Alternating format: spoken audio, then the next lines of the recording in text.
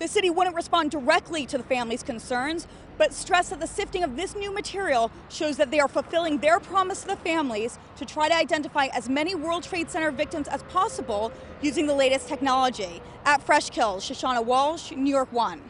Steve Day says he's likely to endure sometime between now and Christmas. One person we know he won't back is Mitt Romney, but even he, like many GOP caucus goers in this state, is still undecided.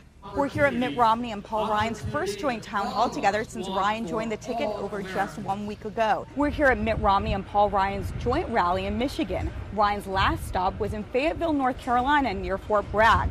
We spoke to military families about the ongoing war in Afghanistan and how it affects them and their community.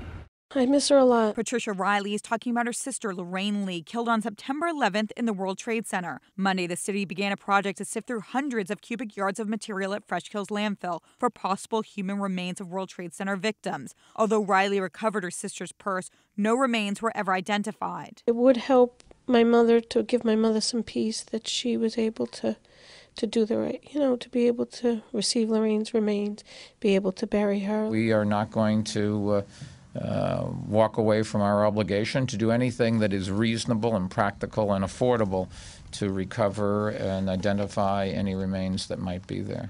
But for Riley and other families, this sifting operation is not enough. Diane and Kurt Horning lost their 26-year-old son, Matthew. They sued the city to move the material that was brought from Fresh Kills, wanting it buried in another spot at the landfill away from trash. They lost both the case and an appeal, but are considering another to the United States Supreme Court. The Hornings went to Fresh Kills themselves and recovered items that they believe belong to victims, including keys clearly labeled World Trade Center, a credit card with a victim's name on it, and a watch. We truly believe that in those first 40 days they missed a lot. The city wouldn't respond directly to the family's concerns, but stressed that the sifting of this new material shows that they are fulfilling their promise to the families to try to identify as many World Trade Center victims as possible using the latest technology. At Fresh Kills, Shoshana Walsh, New York One.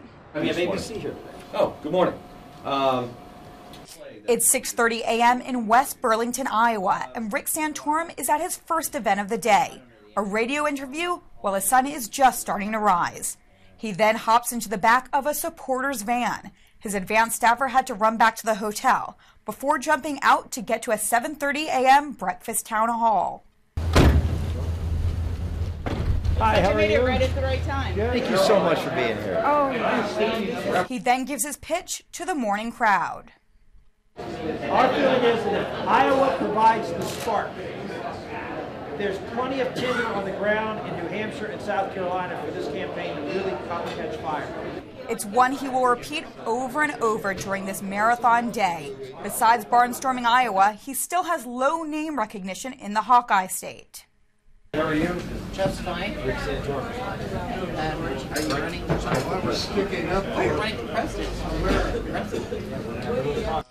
Friendly, personable, and yes, funny. Shoshana Walsh is over here from ABC, who's looking bleary-eyed. The former Pennsylvania senator is nothing like the sometimes angry candidate he seems on TV. I get, wound up and passionate about things, but I'm not angry. His 20-year-old daughter, Elizabeth, is often by his side on the trail. She tries to make sure her dad sleeps and eats.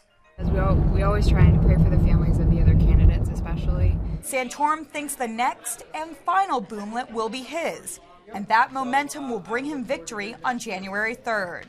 Would I have liked to have had the boomlet? Sure. Would I have liked to have had the opportunity? Sure. The best time to get that is when it matters, when people start voting. It's traditional for every candidate that wants to win the caucuses to hit the state hard. But this time, it's only Santorum, holding 6, 7, 8, sometimes 9 events a day. We'll see whether whether campaigns have changed and whether Iowa's changed. And I think we're a pretty good test case on that. This event at a Godfather's Pizza in Knoxville, Iowa, marks Senator Santorum's 7th event of the day and the 13th hour. It's a breakneck pace, but he thinks it's the key to winning the caucuses. We need a lot of help in, and we're getting it. Then the candidate walks back into the night to go back to his hotel and do it all over again. In Knoxville, Iowa, Shoshana Walsh, ABC News. Fear God. tell the truth and make money. That is Steve Deace's motto, a conservative evangelical talk radio host here in Des Moines, Iowa. He's controversial, no doubt about that, speaking out against homosexuality, abortion, and on most nights, Mitt Romney. And to Deace, it won't matter if he's the GOP nominee. To me, it's not so much about beating Obama, because the reality is if we just replace Obama with another big government politician, it doesn't change anything. You know, I don't think the unborn baby's any less dead because the Republican killed it. I don't think my money's any less stolen because the Republican took it. But he's not just another guy ranting into his microphone. In 2008, Deace used his drive time slot to pummel Romney night after night and promote Mike Huckabee, who went on to win the caucuses even though Romney dumped $10 million into this state. I don't really view myself as a leader. I really view myself, if anything, I'm an amplifier. With national ambitions on his mind, he now has a nationally syndicated show.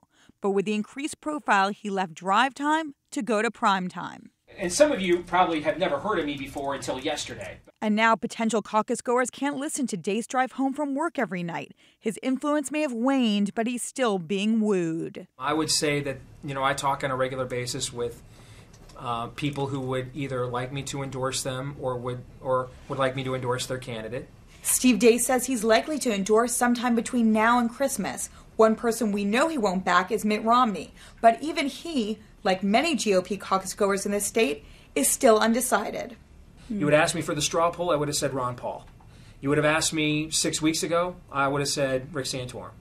You would have asked me a month ago, as I watched Newt Gingrich take a lot of the issues, I'd have said him. If you were to ask me today, I'd probably say Michelle Bachmann. With Steve, what you see is what you get. And what you get is exactly what's on his mind, especially about caucus politics. I want to make sure that the candidates get a thorough vetting, almost to the point that they don't ever want to come back to Iowa again. In Des Moines, Iowa, Shoshana Walsh, ABC News. Do you have any plans, though, to run for your former seat? My plan is to enjoy this great parade. Former Congressman Vito Fossella isn't denying the buzz that continues to surround him about whether he will jump into the race for his old seat. After recent reports claimed he is still mulling it over, New York One asked Fossella his intentions at the Great Kills Memorial Day Parade. Are you behind the rumor and speculation that you may run? I don't know. I'm very humbled and touched and blessed that I was able to represent the people of Staten Island and Brooklyn for all these years. Fossella did not seek re-election in 2008 after drunk driving arrest revealed he had a second family in Virginia. There are already 2 Republicans in the race for the 13th congressional district. One of them will take on Congressman Michael McMahon in the November election, Michael Grimm and Michael Allegretti. But some local Republicans like State Senator Andrew Lanza are just fueling the speculation. It's very simple for me. Vito has served in Congress. He's got a great record. The people know what he did for this district. Although Great Kills is clearly Fossella country, residents on the parade route had mixed opinions about whether he should enter the race. I don't see why any personal issues should have to go with public issues. I think it would be just as well to let it be the way it is. Grimm was also at the parade. If Fossella jumps in, Grimm says it won't affect his campaign. We went into the race expecting a primary, so nothing on our end changes at all. We're running a primary.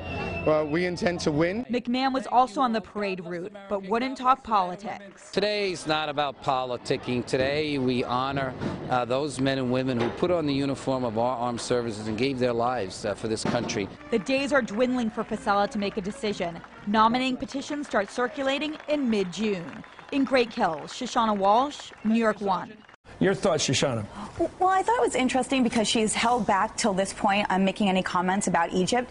And I know that she has foreign policy advisors. They're very good. They brief her. But I thought that she was pretty unprepared. Shoshana, should they suspend Sarah Palin and Mike Huckabee, do you think? Well, it's interesting that Fox believes that they're not getting closer to running for president, and they do believe that Newt and Santorum are, so maybe they know something that we don't. When the president does something like this, he does it for a calculated political reason. People that he wants to come out to vote next Tuesday that might stay home, that are not fired up, as you see the Tea Parties are the younger people that are going to watch The Daily Show tonight. We all know, Shoshana, that on election eve, when the McCain camp conceded, that Governor Palin did want to say a few words, but they wouldn't let her.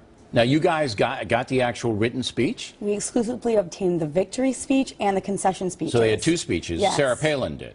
It was written by a McCain speechwriter, and she tweaked it, so it's definitely in her own words. And the victory speech, we think, is especially interesting because it is a whole different world with John McCain as president. You can't just have a camera and not an editorial presence, because then you can't be sure of what the video is saying. They said, we're not going to send a camera if you don't let a producer in there. No way, you're not going to have those pictures of them shaking hands. It's not going to go anywhere. And then they relented.